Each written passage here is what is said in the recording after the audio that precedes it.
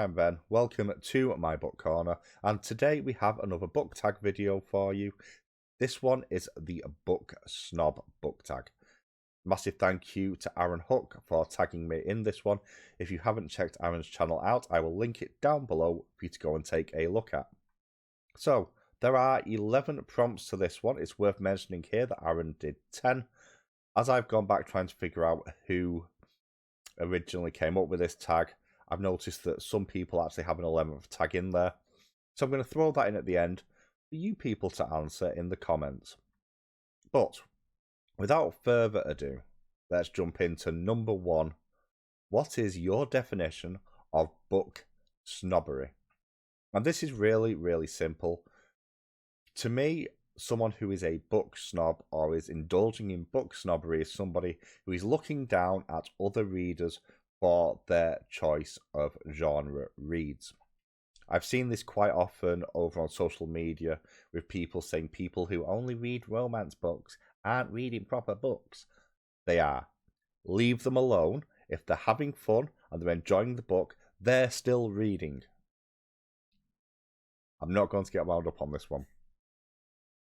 Number 2. Is there a genre or type of book you would never consider reading? Such as, would you ever read a romance? Or if you regularly read romance, would you ever try a science fiction novel? And the only sort of books that I'd shy away from a little bit are religious texts. Not necessarily stories with a religious basis or analysis of religions, but religious texts themselves, for example, the Bible or the Quran. Simply because I'm not religious. And as a rule of thumb, religion tends to irritate me. So that's all there is to it. Anything else? I mean, it would all fall under non-fiction, really. But again, if something catches my interest in a certain genre, I'll still read it. But I'm not likely to go anywhere near religious books. So, number 3, does erotica count as literature? Yes. There's some long-standing erotica books that have stood the test of time, and erotica has been around as long as the written word has, really. So why wouldn't you class it as literature? Is it better to read classic books than popular bestsellers? I mean, it depends what you enjoy. It's a simple answer to that. I personally think people should try and read a range of things. I don't think there's anything wrong with people who read bestsellers. I don't think there's anything wrong with people that only read small indie titles. It's whatever you enjoy. I don't think it hurts to go outside your comfort zone. But if you're happy in your comfort zone, why not? Number 5. Have you ever bragged about reading a classic in order to sound smart? No, because I don't really read classics very much. There's just something about the way they are written and the way my brain translates language in my own head, where classics don't really work very well for me unless it's been abridged into more modern English. So, there we go. Number 6, do audiobooks count as reading, and what about comics or graphic novels? So audiobooks is always a bit of a weird one because I do listen to audiobooks, and that's the key thing for me. You listen to audiobooks. Do I class it as books read? Yes. In a technical sense, is it reading? No. And that's not to say there's anything wrong with listening to audiobooks either. But it is a different muscle in a different part of your brain used to engage in the active listening to audiobooks than active reading. It's a slightly different skill, for want of a better word. On saying that, audiobooks do still count towards my reading goals. So, there we go. But you are not actually reading the words. So, in a technical sense, it's not reading.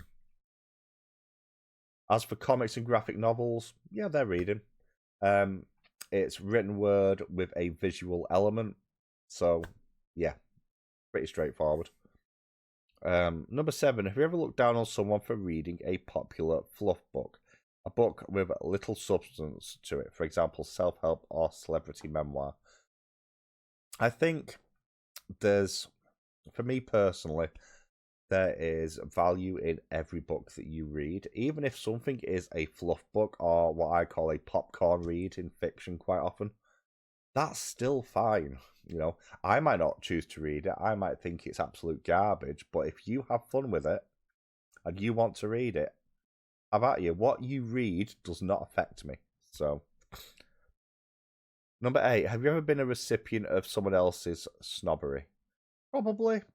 I don't really pay much attention to other people's opinions at this point. I'm 42 years old. I am past listening to what other people say to me about stuff. So, there we go. Would you ever be friends with a snob? Maybe you already are, and maybe I already am. Look, BookTube is full of different people who like different books. Lots of people like Akatar. I think it should be in a burning bin. But, you know, the thing about being on here is being able to talk to people about the books that they've read and that back and forth. And even if someone has a bit of a snobbish attitude towards reading, it doesn't invalidate their opinion on the books they have read. So, are people who don't read less sophisticated than people who do?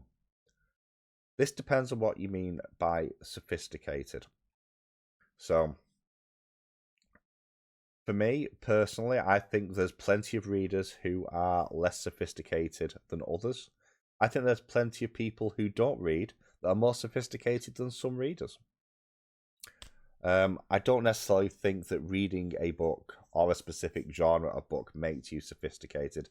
In fact, part of me actually thinks that that is kind of, in some ways, the definition of the book snobbery thing in general. For me personally. But, you know, sophistication is such a broad term. What does it even mean in this case? So, and then number 11, and this is one for you lot to answer. Measure yourself based on your answers to the previous 10 questions. Would you qualify as a book snob? So, my question to you guys is, am I a book snob? Let me know in the comments down below. I personally don't think that I am. I know I do bag on a couple of books, in particular a certain pastel-coloured edition that's on my shelf. But that's more in humour than anything else. If people enjoy those books, I really, really am happy for them. They're just not for me, and that's the beautiful thing with books. Not every book is written for every person.